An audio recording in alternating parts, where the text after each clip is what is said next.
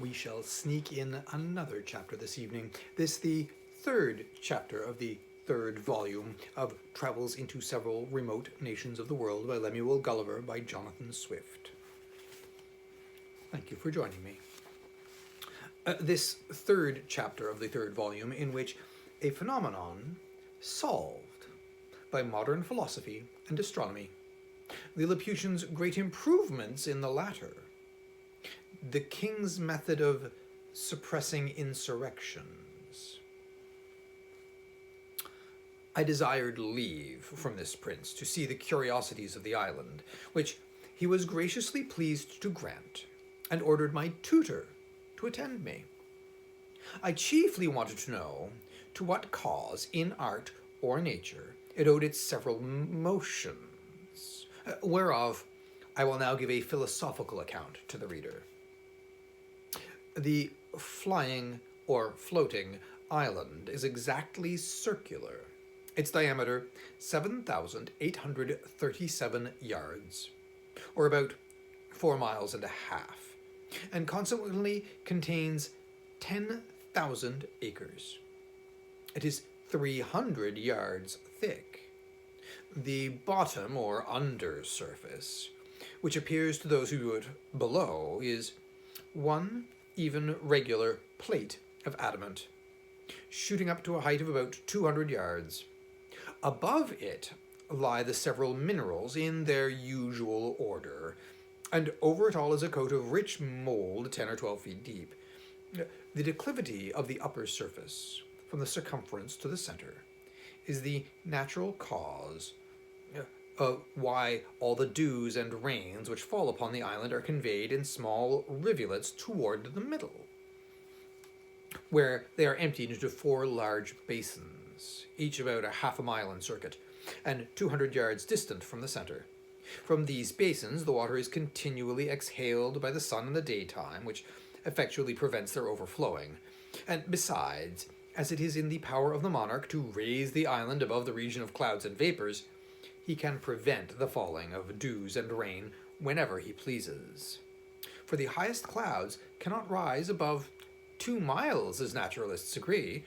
At least, they were never known to do so in that country. At the center of the island, there is a chasm, about 50 yards in diameter, whence the astronomers descend into a large dome, which is therefore called Flandona Gagnole, or the Astronomer's Cave, situated at the depth of 100 yards beneath the upper surface of the adamant. In this cave are 20 lamps continually burning, which from the reflection of the adamant cast a strong light into every part.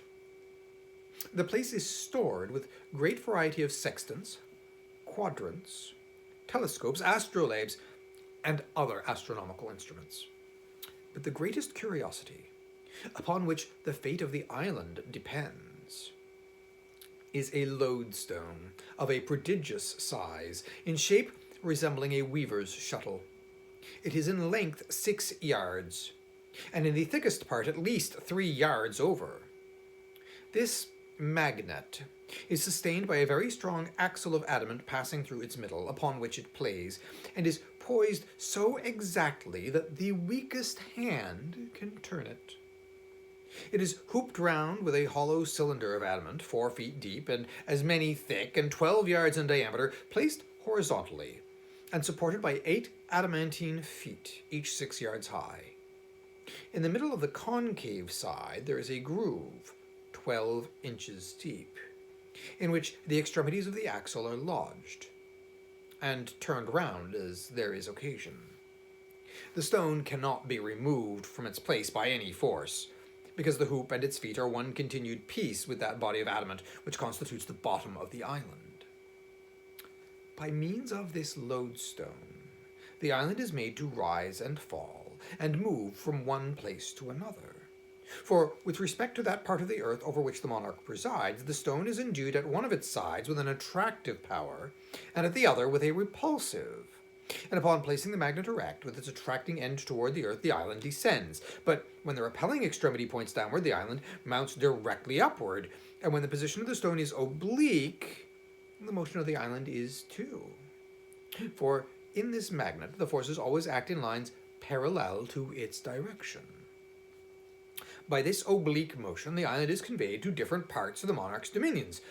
To explain the manner of its progress, let AB represent a line drawn across the dominions of Balnibarbi, and let the line CD represent the lodestone, of which let D be the repelling end and C the attracting end, and the island being over C, let the stone be placed in the position CD with its repelling end downward, then the island will be driven upwards obliquely toward D, and when it is arrived at D, let the stone be turned upon its axle till its attracting end points toward E, and then will the island be carried obliquely toward E, where, if the stone be again turned upon its axle till it stands in position EF, with its repelling point downwards, the island will rise obliquely toward F, where, by directing the attracting end toward G, the island may be carried to G, and from G to H by turning the stone so as to make its repelling extremity to point directly downward. And thus, by changing the situation of the stone, as often as there is occasion, the island is made to rise and fall, by turns, in an oblique direction. And by those alternate risings and fallings, the obliquity being not considerable, is conveyed from one part of the dominions to another. But it must be observed that this island cannot move beyond the extent of the dominions below, nor can it really rise above the height of 4 miles, for which the astronomers, who have written large systems concerning the stone, assign the following reason: that the magnetic virtue does not extend beyond the distance of 4 miles, and that the mineral which acts upon the stone in the bowels of the earth, and in the sea about 6 leagues distant from the shore, is not diffused through the whole globe, but is terminated with the limits of the king's dominions.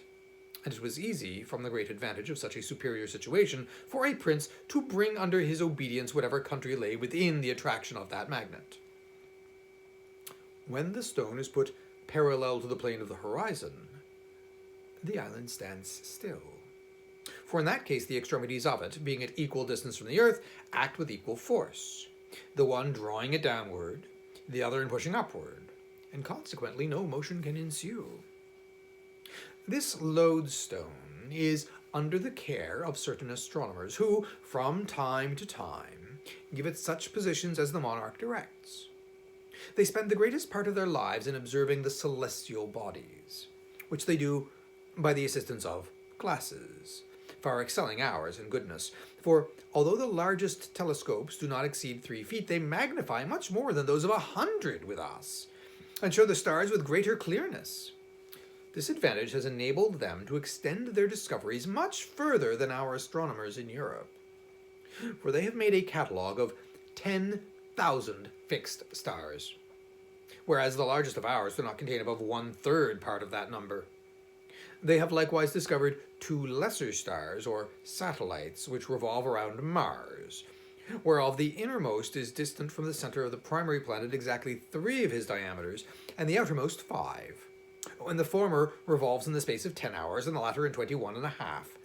So that the squares of their periodical times are very near the same proportion with the cubes of the distance from the center of Mars, which evidently shows them to be governed by the same law of gravitation that influences the other heavenly bodies.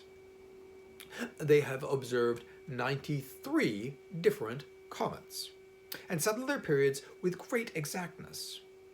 If this be true, and they affirm it with great confidence, it is much to be wished that their observations were made public, whereby the theory of comets, which at present is very lame and defective, might be brought to the same perfection with other arts of astronomy. The king would be the most absolute prince in the universe if he could but prevail on a ministry to join with him. But these, having their estates below on the continent, and considering that the office of a favorite has a very uncertain tenure, would never consent to the enslaving of their country. If any town should engage in rebellion or mutiny, fall into violent factions, or refuse to pay the usual tribute, the king has 2 methods of reducing them to obedience. The first and the mildest course is, by keeping the island hovering over such a town and the lands about it whereby he can deprive them of the benefit of the sun and of the rain, and consequently afflict the inhabitants with dearth and with diseases. And if the crime deserve it, they are at the same time pelted from above with great stones, against which they have no defense but by creeping into cellars or caves, while the roofs of their houses are beaten to pieces. But if they still continue obstinate, or offer to raise insurrections, he proceeds to the last remedy, by letting the island drop directly on their heads, which makes a universal destruction of both houses and men. However, this is an extremity to which the prince is seldom driven. Neither, indeed, is he willing to put it into execution, nor dare his ministers advise him to an action which, as it would render them odious to all people, so it would be a great damage to their own estates, which all lie below, for the island is the king's demise. But there is still, indeed, a more weighty reason why the kings of this country have been always averse from executing so terrible an action, unless upon the utmost necessity. For if the town intended to be destroyed should have in it any tall rocks, as it generally falls out in the larger cities, a situation probably chosen at first with a view to prevent such a catastrophe, or if it abound in high spires or pillars of stone, a sudden fall might endanger the bottom or undersurface of the island, which, although it consists, as I have said, of one entire adamant 200 yards thick, might happen to crack by too great a shock, or burst by approaching too near the fires from the houses below, as the backs both of the iron and stone will often do in our chimneys. Of all this, the people are well apprised, and understand how far to carry their obstinacy, where their liberty or property is concerned. And the king, when he is highest provoked and most determined to press a city to rubbish, orders the island to descend with great gentleness, out of a pretense of tenderness to his people, but indeed really for fear of breaking the adamantine bottom.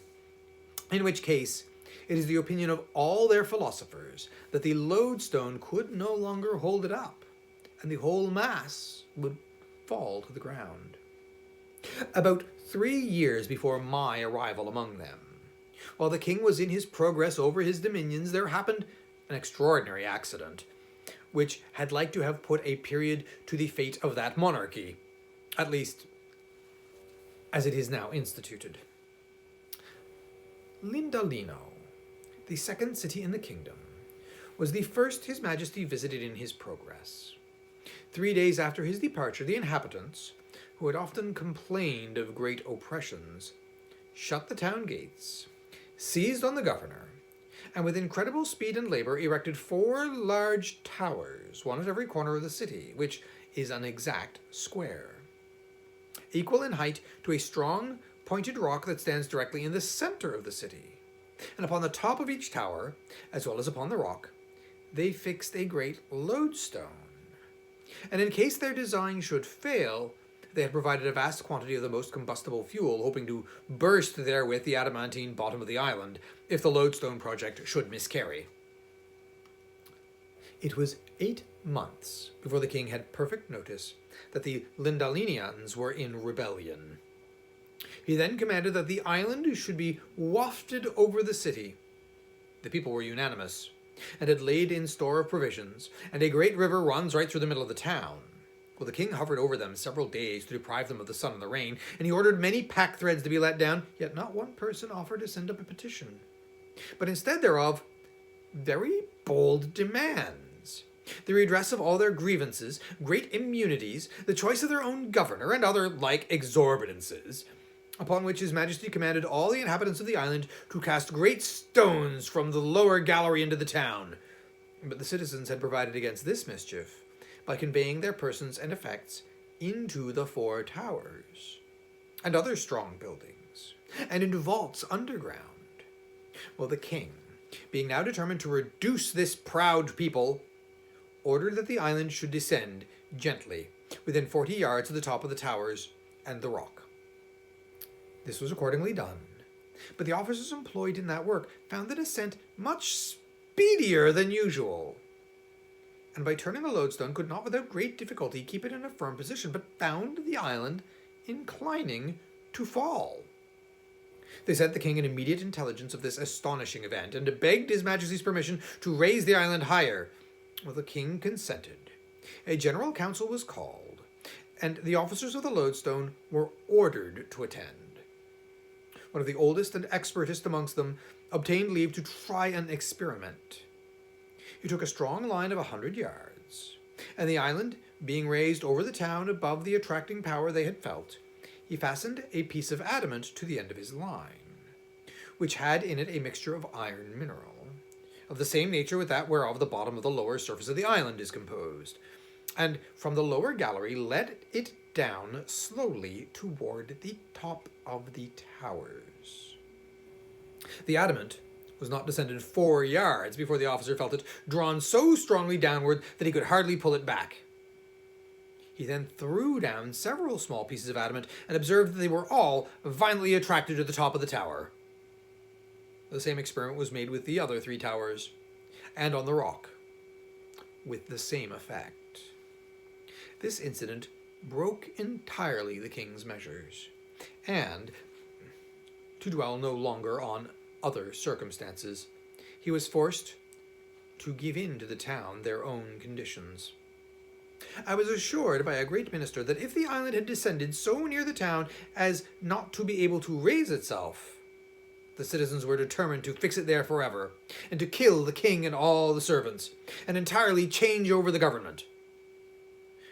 By a fundamental law of this realm, neither the king, nor either of his 2 eldest sons, are permitted to leave the island, nor the queen till she is past having children. Thank you for joining me for this 3rd chapter of the 3rd volume.